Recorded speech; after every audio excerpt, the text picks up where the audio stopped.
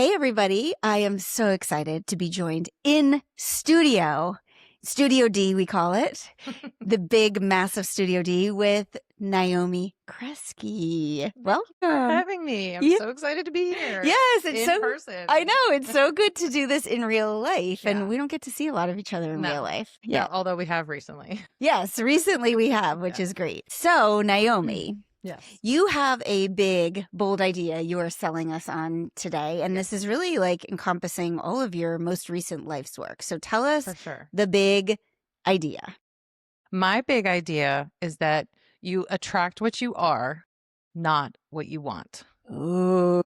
I am actually totally buying that because I have found that in my life to be true, but I'm really excited to dig into this with you because for the people that are less woo-woo, Right. this might feel like a hard idea to wrap your mind around. Also, for those of us that are really driven, type A, perfectionist, I can just set the plan. This is also a harder thing, and I know it is for me, even though I do buy it. So give us a brief overview of what does that mean? Okay. So super brief. This big concept is the law of attraction. You attract basically what you put out. Like what you put out into the world is what you get back because like attracts like. And this is a core foundational principle that has helped me change everything in my life. Like Ooh. it's big.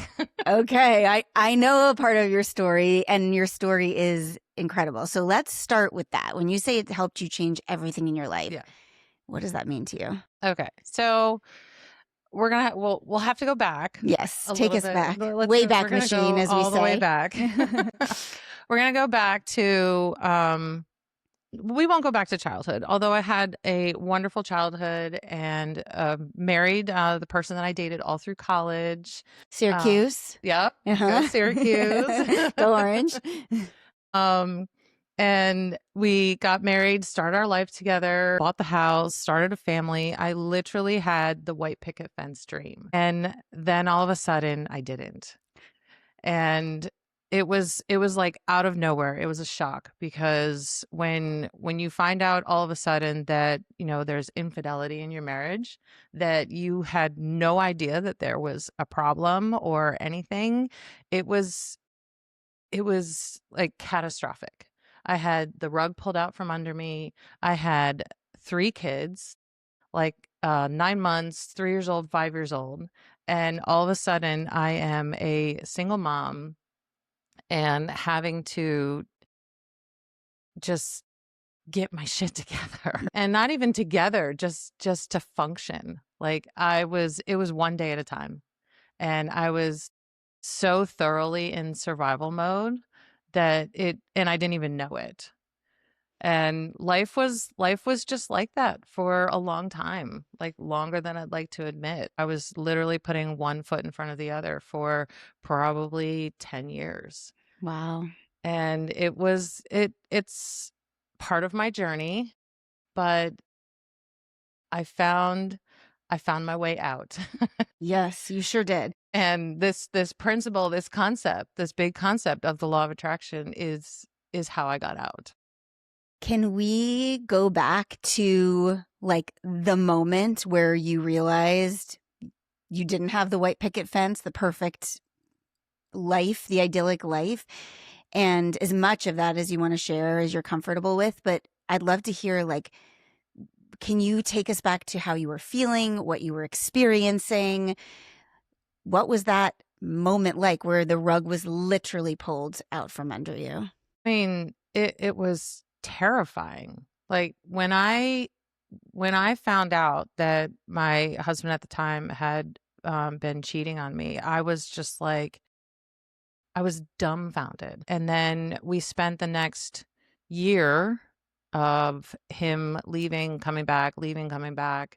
And it was always for someone else. And He was leaving for someone else. yeah. And I just wanted to try to fix our family. We had been married for 10 years at that time. And we had 3 kids. I was like, why? I can't just let this go. I mean, I still loved him at the time, and I wanted to make, keep our family together. Like, who wouldn't? But that takes two people. And he didn't want to participate in the healing process. He had his own demons. And I understand that, and I have forgiven him for that, because at the time he was just doing the best that he could. Now, that doesn't mean that it was right what he did, but due to his own life and his own mental state and the emotional tools that he had at his disposal, he was doing the best that he could.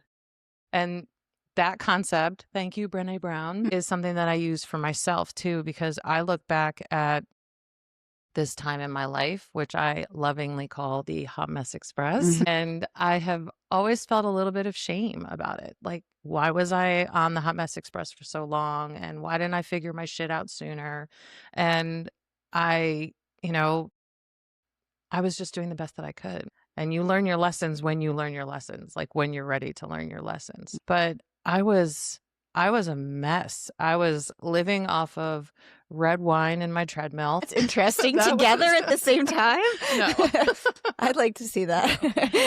That was my therapy for months, because I was just coping, because I didn't know what else to do. And I did go into therapy. I was in therapy for 7 years, and it was good.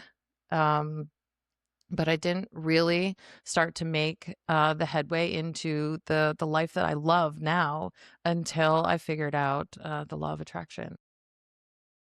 I would imagine when the rug was pulled out from you, you start to question yourself and confidence goes down. Oh, sure. So how long did you sit in that, where it was feeling shameful and bad about yourself? Yeah, I mean, we all go to that place, like, what did I do wrong? Even though I didn't do anything wrong. It's hard not to go to that place. I was probably in that place for years, and I was trying to fill the void with the wrong things, hence the Hot Mess Express. But yeah, I suffered a lack of confidence for years. When did you and your ex-husband finally decide he's not coming back anymore? How long after that first moment? 1 year. Okay. And I still remember having him like served his papers, the divorce papers, and him asking me, like, why was I doing that? Oh, buddy. I was like, this is not how this works. You don't get to leave me 3 times and still stay married. Right. And it wasn't just him wanting to eat his cake and have his cake and eat it too. It was just, I don't think he knew how to handle his inner demons. And he wasn't ready to confront them and really do the work, because the inner work is the work. Ooh, who says that? Shannon said that. Yes, Shannon does. Shout out Shannon Coleman Siciliano. Yeah. So a year after that defining moment, he was gone. And then you really feel like it was over the next 8-9 years where you were just kind of the red wine, the treadmill. Yep. What did life look like at that time? Because the other big piece of this puzzle is, you mentioned you're a mother. Right. You have 3 kids. Yeah. And I think regardless of what we go through in life as women, whether it is a divorce and infidelity or major career changes or health issues or mental health struggles, we have this hat we have to put on of like, I'm mom and I have to provide. And more so than men feel that, more so than fathers feel that. So how were you functioning as a mother as well during that time?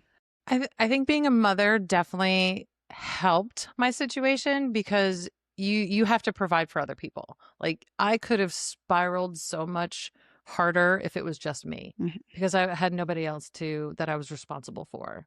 So my focus was providing for my children.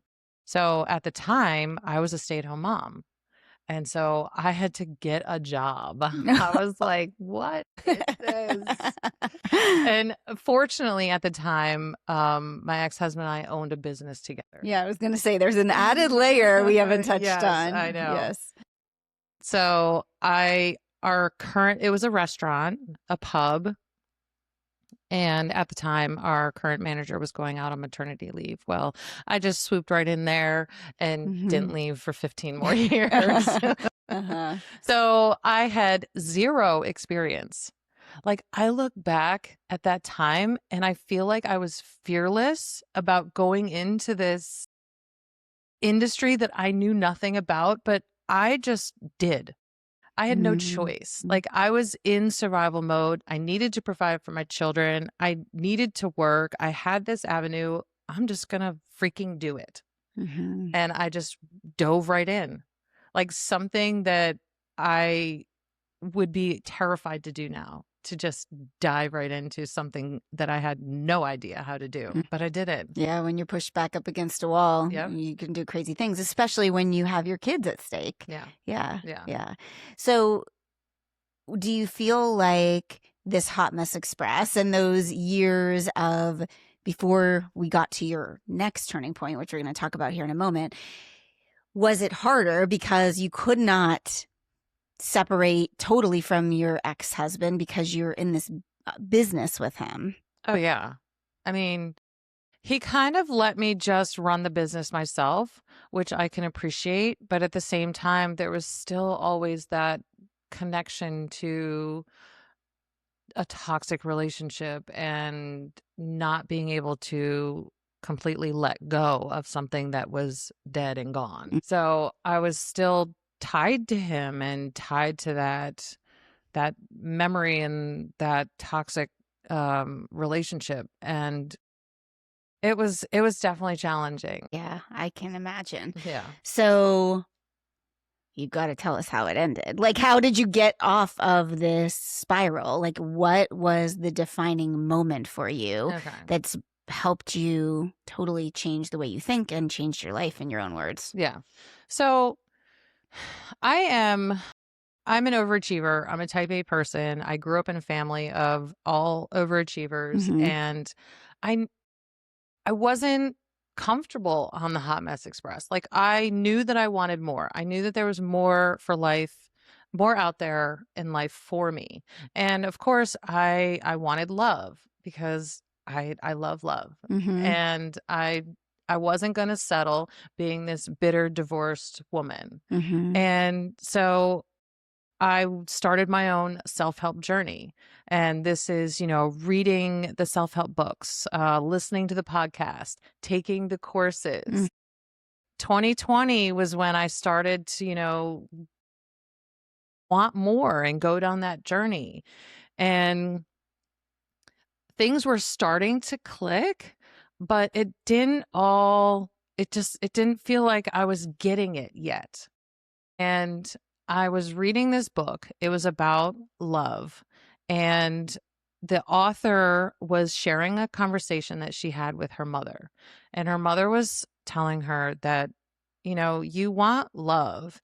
And, you go out, you drink, you party, you're out late, and you still expect Prince Charming to just come into your life and sweep you off your feet. She's like, that's not how this works. And I'm listening to this story and I was like, this is my story. This is me. I want love, but I'm surrounded by douchebags and I'm drinking and partying, and my actions are not lining up with what I actually want. And so this is the law of attraction. And that right there, that was my aha moment that started me down the journey of editing the shit out of my life, because what I wanted needed to match who I was being, and I wasn't.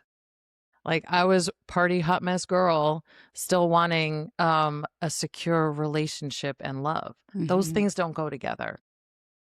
Yeah, it comes back to your central idea. You Yes. attract what you are, Yep. not what you want. Yep. I do want to go back before we get to more of this. The self-help journey, was that something? So, I think of, you find out your husband is cheating. you spend a year with that on again, off again, and then for the next 8-9 years, you want more, but you're really stuck.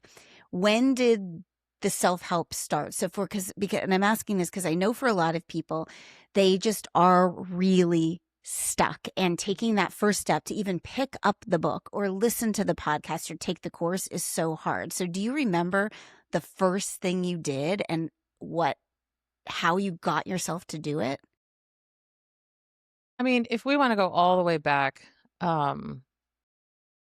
starting therapy was definitely a big piece of that.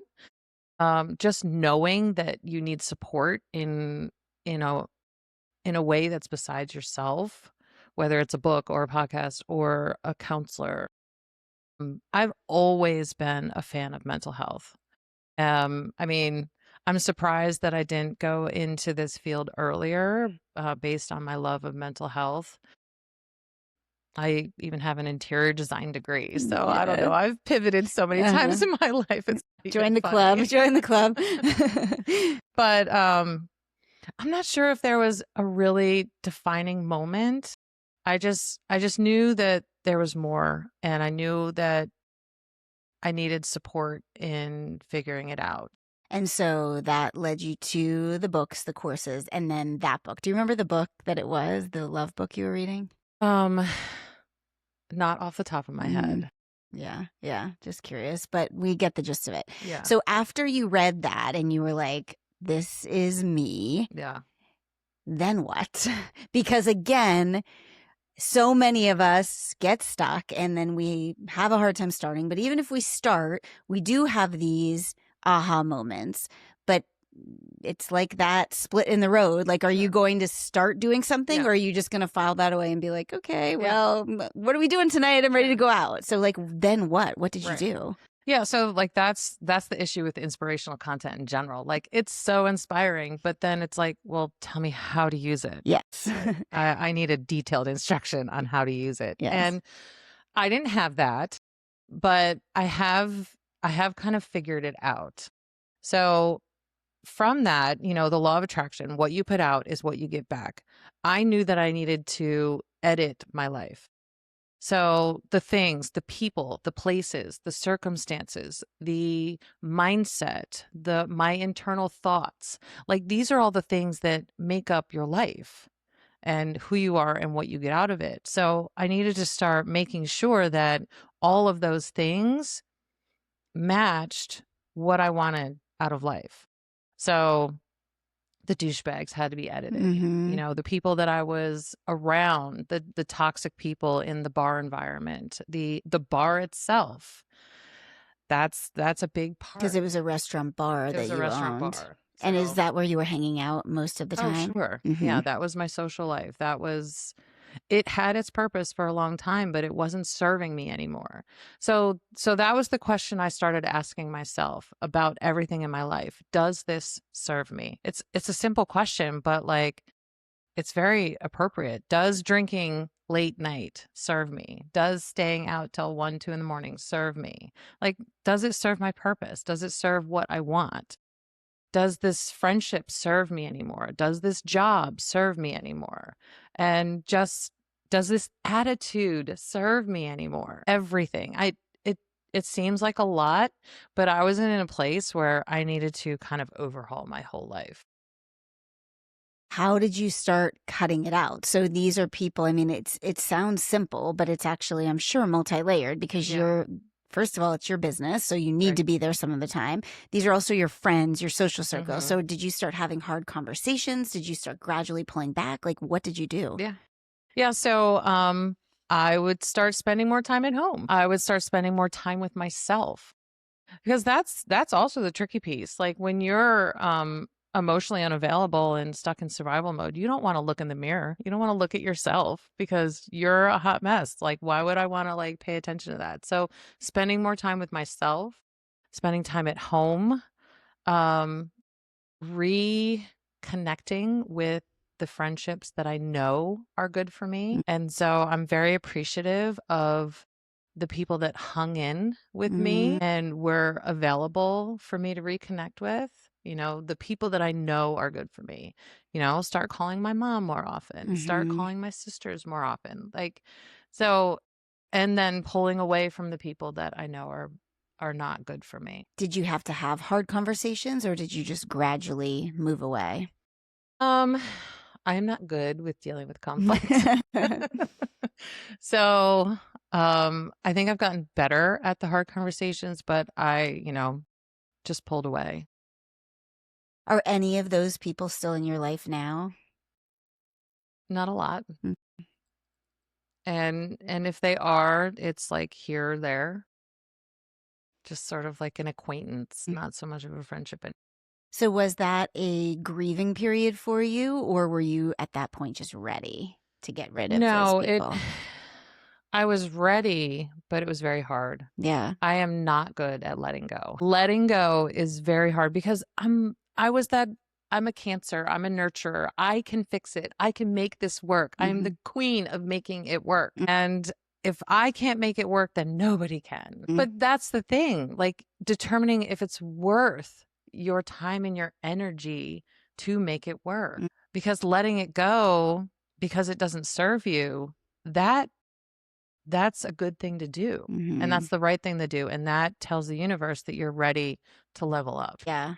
So you had to start loving and caring for yourself more than you were loving and caring for other people or situations that didn't serve you. Yeah. Yeah. And then what? What happened when you started doing that? I mean, I started to want different things in my life. I reconnected with my now husband. Yes. Yes. Love. I know. I give him lots of kudos because he was with me for a lot of the hot mess journey. Oh, okay. Yeah, we dated off and on for probably 10 years before we really, got serious. I mean, he was always serious, but you were in a different spot. I was in a different spot. And of that 10 years, it was probably 50-50, like that we were together and not together. And then right after my 45th birthday, literally the day after my 45th birthday, I reached back out to him, and he told me later that he had swore he would never talk to me ever again. He was creating his own boundaries. Trying. Yeah, trying, not successfully. And we went out on a double date, and we just haven't been apart since. Oh. So, and that's that's like 4.5 years now. So you think you showed up as a different person in that moment? Yeah. I was finally emotionally available, because a lot of times we need to survive certain things in our life by creating big walls, and then we become emotionally unavailable. But at the same time, I wanted the emotions, and I didn't even realize that I was the problem. Hi, it's me. I'm the problem. It's me. Exactly. Yeah. I was in my own way for what I wanted because I was so stuck in survival mode and so emotionally unavailable. And the kicker is I didn't know it. I thought it was everybody else and all the other things. It can't be me, but it was. Well, and deservedly so, because you had like some really shitty life circumstances thrown at you. And so when that happens to us, whether it's through a relationship or again, career or health or, whatever, friendships, you can feel like the victim, because in some ways you are the victim. Right. But what I hear you saying is like staying in that victim mentality is taking you so much farther away from where you want to be. Right. Yeah. So have a little pity party, maybe give yourself a little pity, and then yeah. But not 10 years. The goal is not 10 years of a moment. 10 years. Yeah.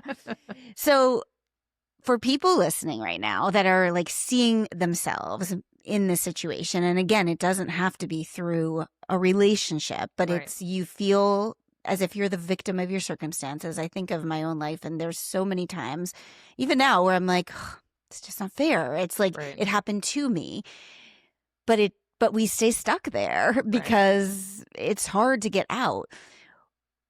what people that are starting to buy it, and after listening to your story, what's the first thing to do? What would be the first step you would tell someone Okay. to The take? first step is awareness. And it's at the bottom of the pyramid of all the steps that I learned in my coaching certification. Self-awareness is the first step. And that's the first step in any sort of journey. You know, you have to learn, you have to figure out, you know, who you are, why you are where you're at, where you want to go. Like these are all big questions, but that self-awareness is the first step. Mm. And it's a doozy. Mm. Like that long look in the mirror that a lot of times you don't want to do is where you have to start. Mm.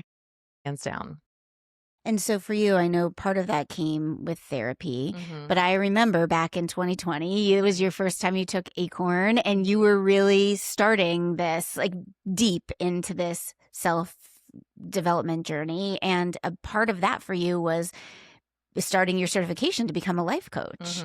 So tell us more about that step for you during that time. Of Awareness. Mm-hmm. Yeah, it was kind of brutal again, because that's when I figured out that I was stuck in survival mode. Like I was in it, but I didn't know it. And the awareness that I was the problem, and the awareness that I was the one that was emotionally unavailable, and the awareness that I wanted something different in my life, and I wanted more, and I wanted purpose, and I didn't want to just function in this restaurant with these people. So knowing what you want, that clarity is kind of an aha moment in itself, because then you're like, okay, well, how do I get it? And then that's when the universe can co-conspire with you to give you, you know, the life that you've been searching for. So let's talk about that. The law of attraction. Yeah. We've flirted with it, we've mentioned it, but like somebody that's never heard of it, how would you define what the law of attraction is? So, and I think I've said this already, the law of attraction is what you put out is what you get back. And that's your thoughts, your actions, your beliefs, your mindset, like the things that make up who you are, and the energy that you put out is what you're going to get back. So if you put out positive thoughts that create positive actions, you're going to receive positive things. But if you put out negativity and this woe is me and this pity party and I'm a victim, then that's what you're going to get back. And it's energetics. I know it's a little woo-woo, but somehow it just always works that way. You don't see like an amazingly happy person, you know, not having the things that they want in their life. And you usually see like a super pessimistic person consistently complaining about how their life sucks. And like, I wonder why. Like put two and two together here. Like it equals 4. How do you go from, like, I know you said awareness, but you know, I think of my own kids. So, like, I'll use Bennett because he's the least sensitive for me using him as an example. Okay, so, 11-year-old boy, you know, going into a baseball game and going up to bat and wanting to like hit it out of the park, and you know, working with mantras like I got this, I can do this, those sort of things. But he'll still slip back into like, but I've struck out before and I sometimes suck at this and it's not fair. And you know, he goes into like the umpire is making bad calls and the pitcher, you know, like victim. So I see him flirting with these two worlds. Like he knows the right thing to do, but yet he'll fall back into victim mentality, which is normal for so many of us. So like, how do you stay in the good energy when your brain is so conditioned to fall into the negative bias? Sure. It's just recognizing it. Like it's going to happen. So it's just recognizing it and bringing yourself back around. It's life is a constant mindset exercise. Yes. That's a Unfortunately. soundbite. Yes. Yeah. Uh-huh. Unfortunately, there is no like end game when it comes to having a positive mindset. Like Mhm. you will it is a constant work in progress. So Mhm. it's just not staying in that victim mode and just bringing yourself back and giving yourself a little bit of grace for being, off the path for a second. Yeah. Yeah. It's an active It is an practice. active practice. Yeah, and I think that's what a lot of people have wrong Yeah. with all of this. Yeah. Like they think, well, you're just positive and you're optimistic, and what you and I know is that like it's actually a practice Yeah. of staying positive. Yep. And an analogy that Heather Kraut, who you know as well, would always tell me, and not really related to this, but I use this analogy for everything, is like put it in a box on a shelf. Yeah. There was something she and I were talking about that was really bothering me years ago. And she was like, you just have to put it in a box on a shelf. Like you're not going to change that situation, but you can decide how much you let it Yeah. take over. So I think with those, I try to work with Bennett on that. Like, Yeah. same thing. Like, those thoughts are there. Put them in a box on a shelf Yeah. and listen to what are you going to tune into? What frequency do you want to Yeah. hear? Control the controllables Yes. because you can't control the ref. And Yes. you can control your mindset. Yeah. And this is what I would imagine you do with your clients. Yes. Yes. Yes. Why is it important to have someone in your corner helping you with this? Yeah. So a coach is there to help you see your blind spots Mm. and helping you grow that self-awareness, because we are in our bodies, we are in our minds all the time, but having that outside perspective looking in is so helpful. I mean, because you can't see your shit half the Yeah. time. Yeah. Having somebody to point out the good things and the maybe not so good things is very helpful when developing that level of self-awareness. What would you say the difference between a lot of people when they're in a hard spot go to a therapist, which is Right. also great. What's the difference between having a therapist help you and having a life coach help you? So a lot of times, a therapist is there for those big T traumas. The divorce, the death in the family or whatever. They're there to help you heal from big T traumas in the past and sort of bringing you to the present as a whole person. Definitely therapists can take you into the future, but something that a coach can do is help create systems and processes for you to continue moving forward. So it's a Mm. little bit more action based. Yeah. Yeah. That's the way I've always thought of it. Therapists help deal with your past. Not that they can't help with the future, but Right. it's a lot of that. And a coach is here to kind of like, let's Yeah. move, let's Yeah. do it, Yeah. let's do the thing and find out what you want to help you Right. get to that thing. Yeah. I would also imagine that like daily practices, rituals, things are important as you're going from Hot Mess Express to self-actualized. What does that look like for you? Like, do you have a morning routine? How do you stay actively pursuing this law of attraction and positive mindset? Yeah. I love journaling. Go back and forth between like if I'm totally journaling every morning or not, but getting the thoughts out of your head and onto paper is a very good way of figuring your shit out. That self-awareness that's a very good tool for helping to develop self-awareness. Also meditation, like quieting the mind and just allowing your own inner intuition come to the surface. Like our society, like just pushes your inner thoughts down. Like, be quiet. Like, this person over here says this social media person says that. Like, there's so many voices in our head, but really when it comes down to it, you should be listening to yourself. And nobody takes the time to really sit and listen to themselves anymore. So I love a good guided meditation. I'm not super good at, just sitting there and be like, oh, Yeah, me neither. but It's hard. guided meditation that kind of works you through quieting your mind and is amazing for getting back to who you are.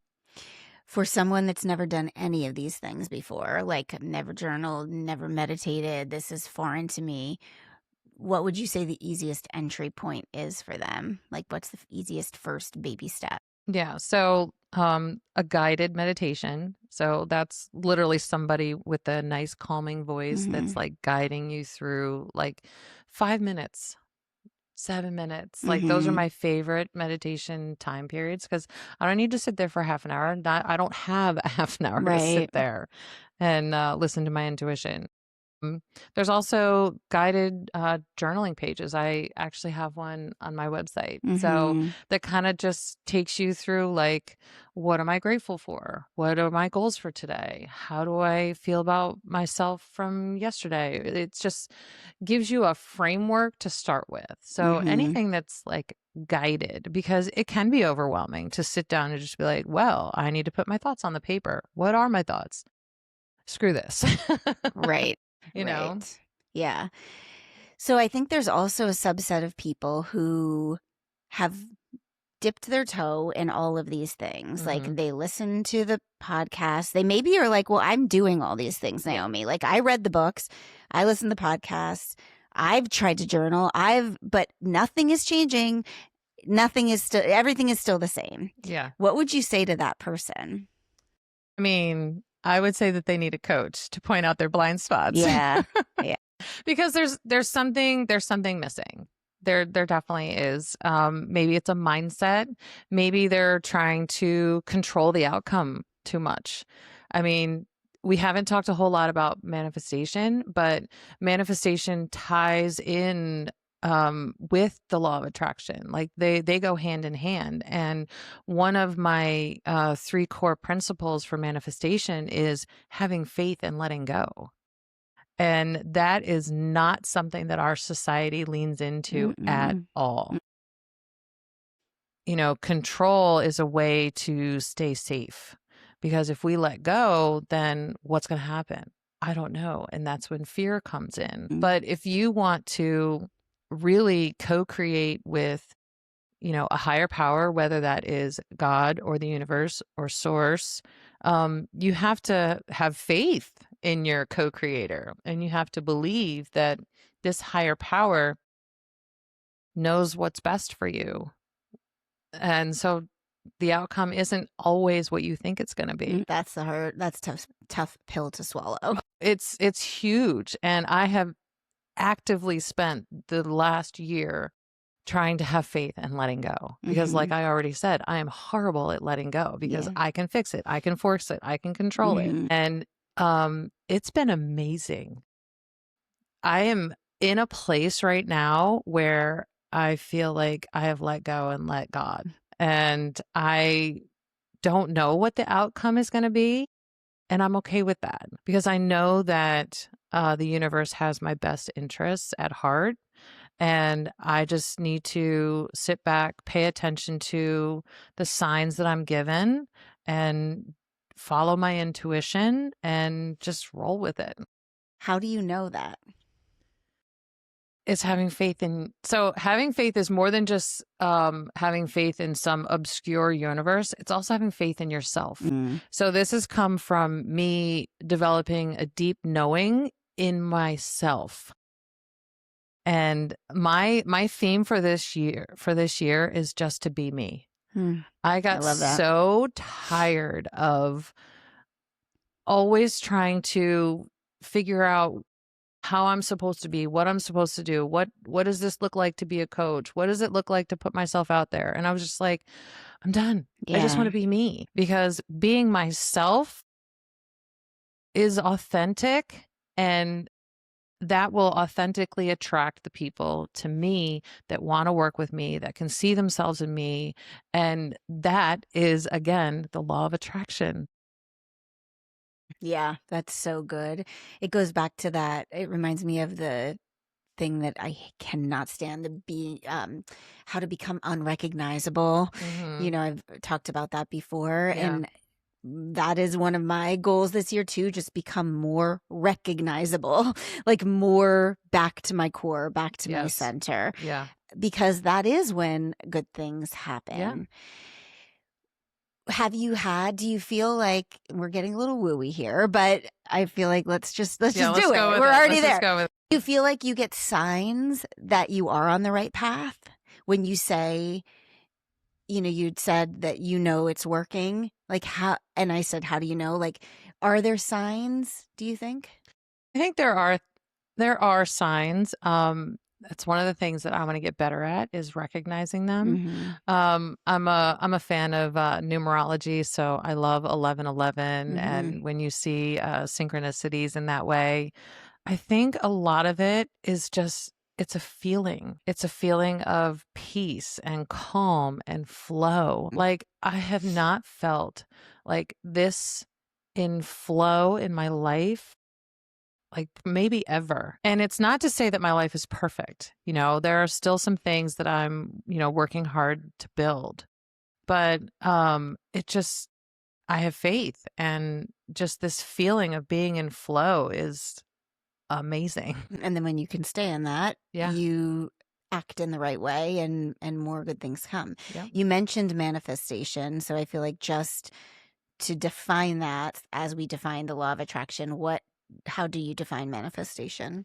So my core principles around manifestation are number 1, awareness. You got to know what you want. And number 2 is you have to be able to receive it.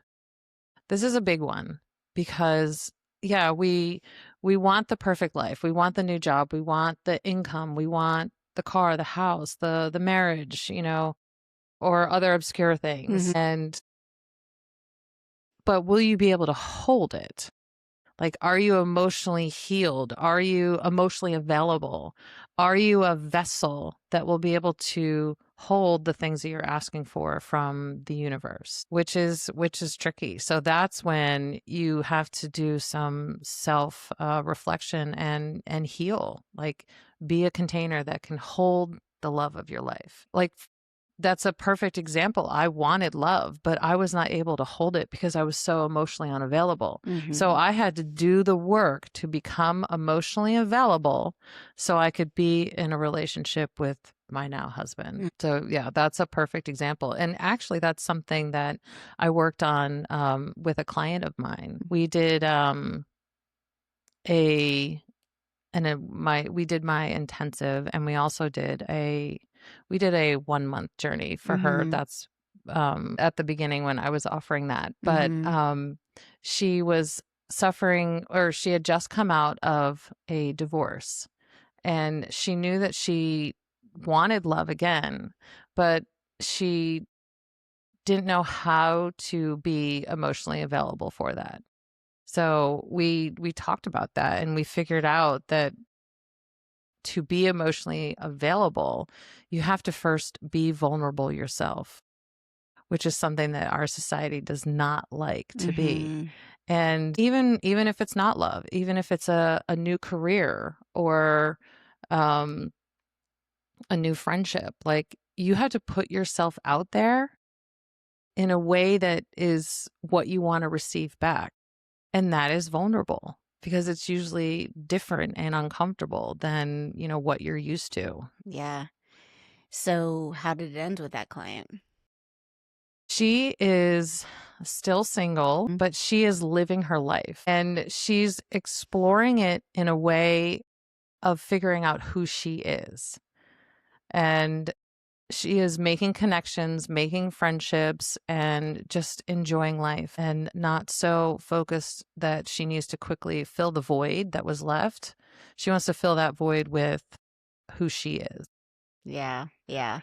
I think we both have talked about this one episode of the Mel Robbins podcast that was about manifestation, and I forget who the expert was, but he defined it, which really stuck with me as, we make these vision boards and we put like for me, like the beach house on the vision board. I want the beach house, but it's exactly what you're saying. Instead, we want to put on the vision board, or we want to imagine who we need to become to get the beach house. So like the person that has the beach house, what have they done? What are they doing? How are they living their life?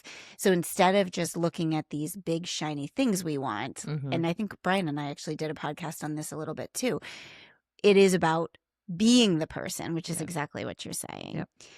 So there's definitely skeptics to all this, right? I mean, and I think it's really interesting because you define yourself as like an achiever. You said you grew up in a household of achievers. Go do the thing. I can control everything. So this isn't something that sounds like it is natural to you. Like you had to work at this too. Oh, yeah. What do you say to the person that's like, this is just all a bunch of energy BS, and I've always been able to set goals and go after them and get them? What do you say to that person? That there is actual science behind this. Okay. I was actually listening to Matt Cook talk about this yesterday. There are some CIA classified files that have been declassified from the 1980s. Wow. Talking about the science behind manifestation. And of course, in the file, they don't call it manifestation, but there's actual science behind it. There's neuroscience behind it. This is a lot about, training your brain to recognize opportunities and the energetics behind everything, like our universe, everything, us, we are energy. And, the energy that your brain puts out, the energy that your heart puts out, it's measurable with science. So it's there. You just have to take a leap of faith. And if you're open-minded enough to be vulnerable and give it a try, you won't be disappointed. Yeah. I also think, to what you said earlier, you'd be hard pressed to find someone that is successful, quote unquote, whatever that means, to that person, and happy and centered, that isn't open to this, because they're living it already, whether you're conscious of it or not. You're living it. They probably have like a mindset practice that is really, like, if they're unaware of manifestation, then they definitely have a mindset practice that is conducive to manifestation and the law of attraction. Absolutely. Yeah. What about the person that's like, okay, I'm sort of buying this idea, but I will figure it out myself, or I will get to it later. There's just, I don't have time to stop right now and journal in the morning. I don't even have 5 minutes for a guided meditation. Like, I have like real bills to pay, kids to take care of, a job to go to. I'll get to this later. What do you say to that person? So there's always time. And it's about defining your priorities. If this kind of growth is your priority, then you need to create the actions that are going to support the priority. And that is the definition of alignment. Alignment is an amazing place to be in your life. So if it's truly a priority, you have to make the time. Because if your actions don't support your priorities, then they're not priorities. So that goes back to self-awareness. And if this is truly something you want, you have to be open and try new things and make the time. Why should this be a priority? Can you sell us on why this should be a top priority for every human being? Because it's just an amazing place to be. Yeah. This place of flow is so peaceful, like forcing life, like grinding and hustle culture that a lot of our society is in. It's exhausting. Like, how often are you overwhelmed by life in general, when being in a place of flow, you don't have to deal with that stuff. So yeah, if you want to live in a place of flow and ease and not the overwhelm and hustle culture, yeah, that's why everybody should do it. So if you don't do it, you will be kind of spinning on this wheel and going through life, and there may be some conventional successes. Yep. But I know from my own life, I think of like before Acorns specifically in my first business, there was a lot of on paper successes.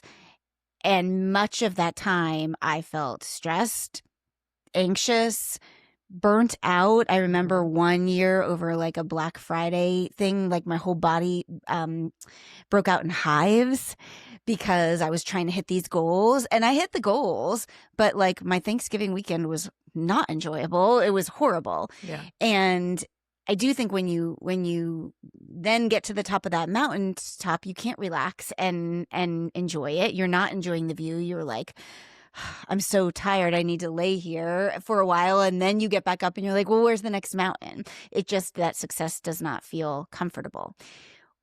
The flip side is when you do live in this state of flow and you're practicing the law of attraction and you're manifesting the right things in your life, there's a lot of beautiful things waiting for you. So can you tell us about like one or two clients that you've worked with that have maybe been skeptics or maybe not, but started this process with you and are a success story? What does it look like? Can you give us like, how does life look different? Because we heard how yours does. Right.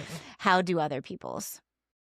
Yeah. So my one client came to me completely burnt out, like you said. And it wasn't necessarily like a corporate thing. She was just burnt out on life because she had been her mom's caregiver for a number of years. And then she passed, and she was a people pleaser always. And she just didn't want to be this way anymore. And so we've dug deep on rewriting that way of being for her. And she is so amazed now at her new mindset towards herself and her life. She is setting boundaries with people, her family. She's editing other people out of her life.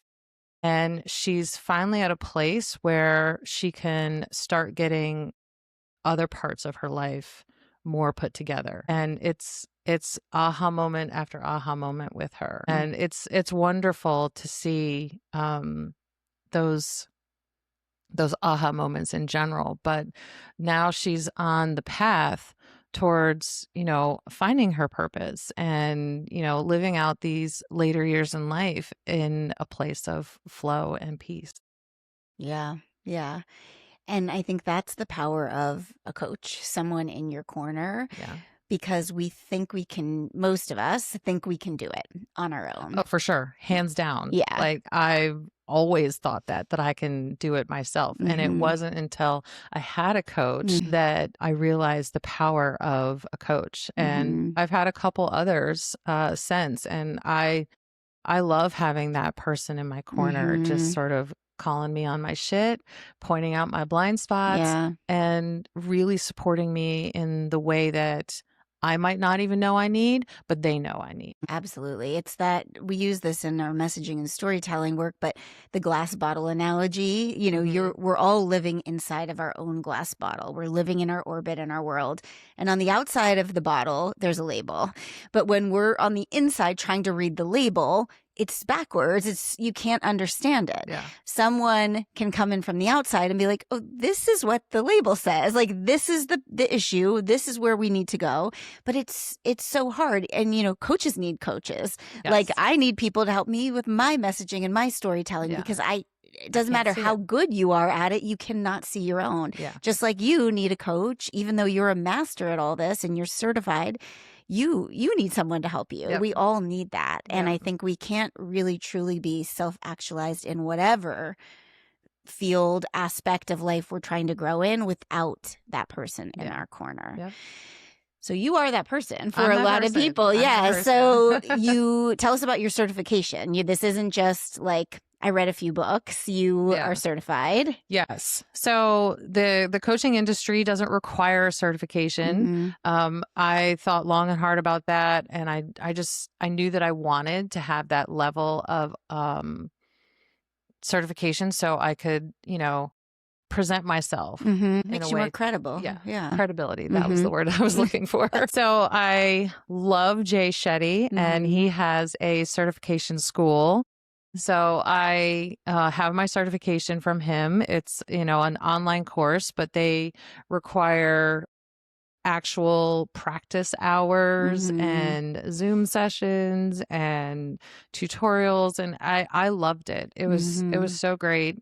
It was great being just surrounded by so many like-minded individuals. I soak that shit up. Yes, yeah. Well, it's back to what you said. You have to edit out the people that don't serve you and bring in the people that do. Yep. And so that's another reason you need a coach, because you need that. I think sometimes like people's families are toxic, people's relationships are toxic, and it's not as easy as staying home more like you were able to do from the bar. Like maybe you can't totally get rid of your mother, who's giving you these negative thoughts. So then just make the other voices louder and bring in the loud voice, which is your coach. What is that saying? You're the sum of the 5 people you spend the most time with. Yeah, exactly. So how do people work with you? What do your coaching offers look like? So I have online or in person if you're in the Delaware area, one-on-one coaching sessions. I have the Transformation Journey, which is a 3-month 12-session package.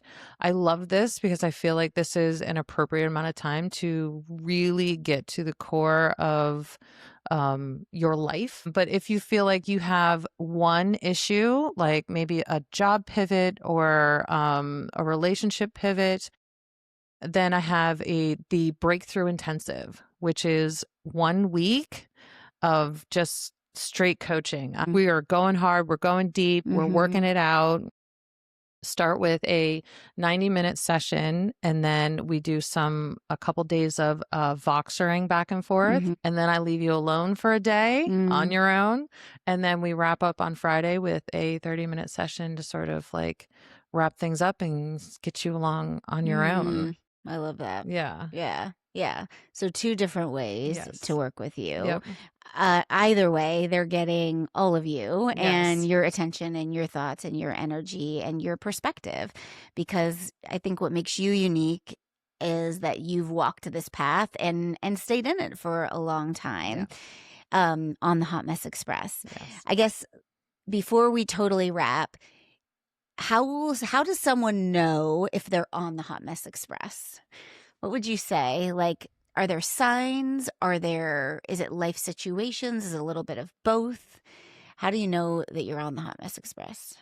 I would imagine that the Hot Mess Express is probably different for everybody, but I think it's just not living your authenticity. Like, you could be doing better. Which is kind of all of us.